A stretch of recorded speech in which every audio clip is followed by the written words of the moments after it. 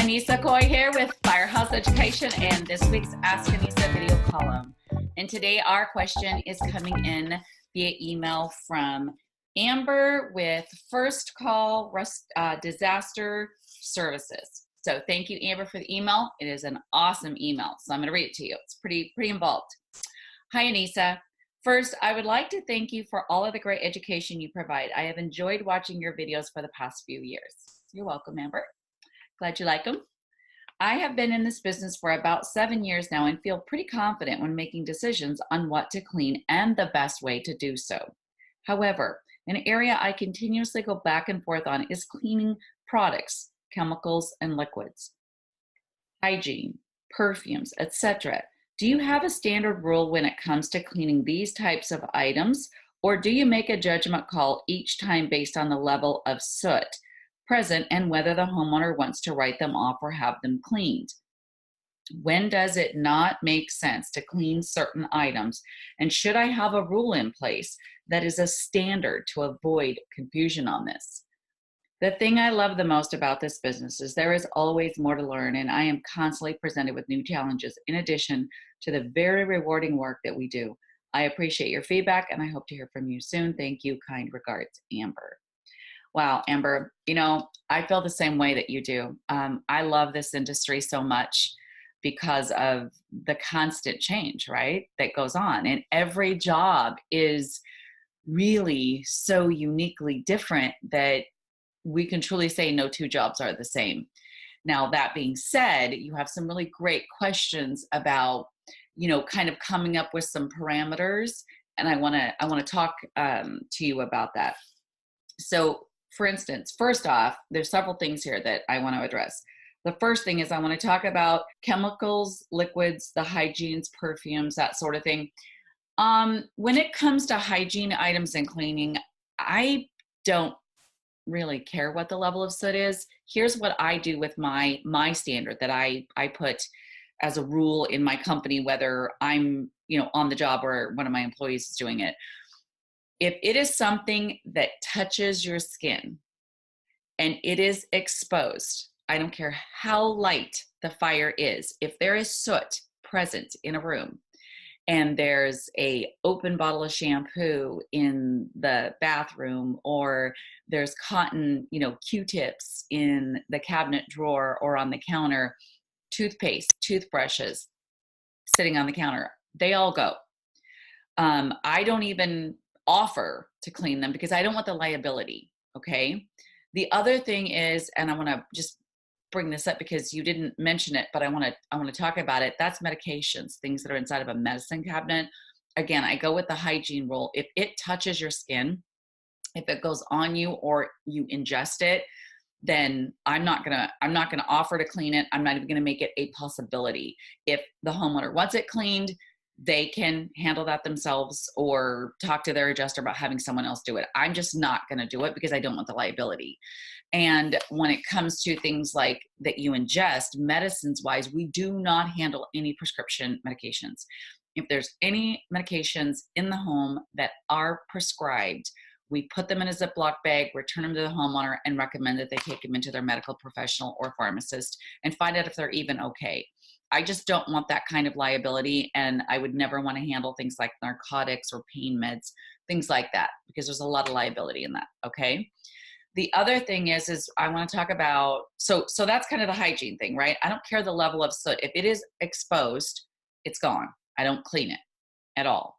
If it's let's say you've got a 4-pack of shaving cream that's still shrink wrapped from Costco in a pantry in the bathroom and it's light soot, I will remove them out of that plastic. And if there's no soot on the inside of the plastic, then I'm going to go ahead and just repack those items and that will be fine. Now, I want to talk a little bit about the liquids and chemicals, and then we're going to talk about cost.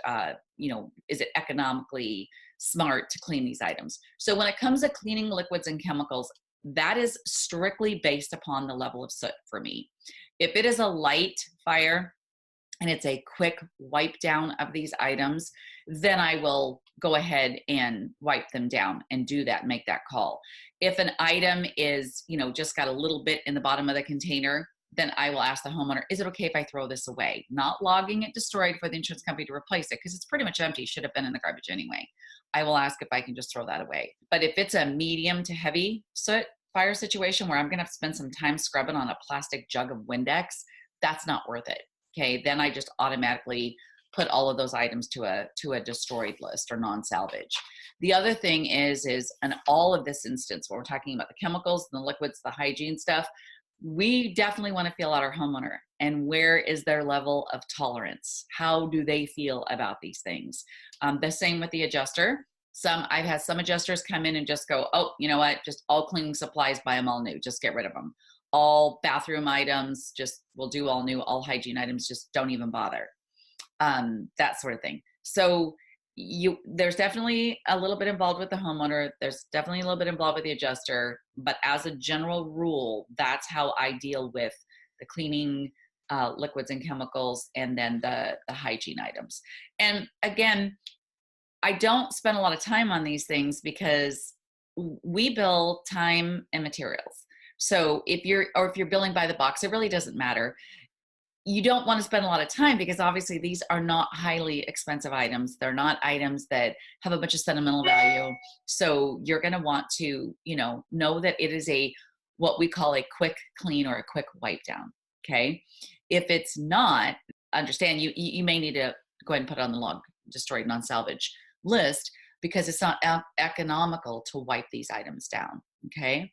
The next thing I want to talk about that you brought up was perfumes. Now, perfumes are, I treat them just like any other hygiene item. I have had some homeowners that are really not concerned about the toothpaste that's in the bathroom, but really freaked out about the perfume that they're going to spray on their skin that's, on their bedroom dresser. So again, I'm not a chemist. I can't get inside of that perfume bottle. So depending on how hot the fire was, did it actually affect it? I have no idea. Perfume can, if it gets too hot, actually turn bad, if you will. I learned that. So, really good perfume. So there is that to consider. But again, like I said, I'm not a chemist. So if I have someone who's really concerned about their high-end perfumes, then I'll have a conversation usually with them and with the adjuster. And oftentimes they will just get written off.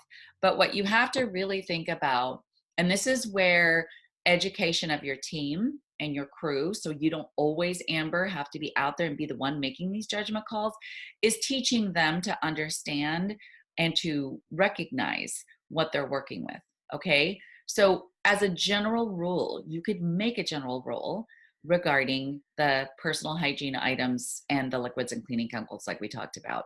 And what you wanna do is you wanna make that based upon, first off, the level of contamination, which is huge in everything here that we're talking about. The soot level of contamination is huge. So this is the first thing you need to do on a fire job is go in and check every single room so that you know what that contamination is in any given room. And that will help you then to be able to know what procedures and what items in this room do you feel definitely need to go on the non-salvage list, or that you feel like you can go ahead and clean them and restore them back to pre-loss condition. Okay, Amber, well, I hope that helped answer your question and clear things up. That was a super awesome question, and I really appreciate y'all sending them to me, so keep them coming. And on that note, I'm going to let you go. Have a great rest of your day, and I will see you on next week's Ask Annissa video column.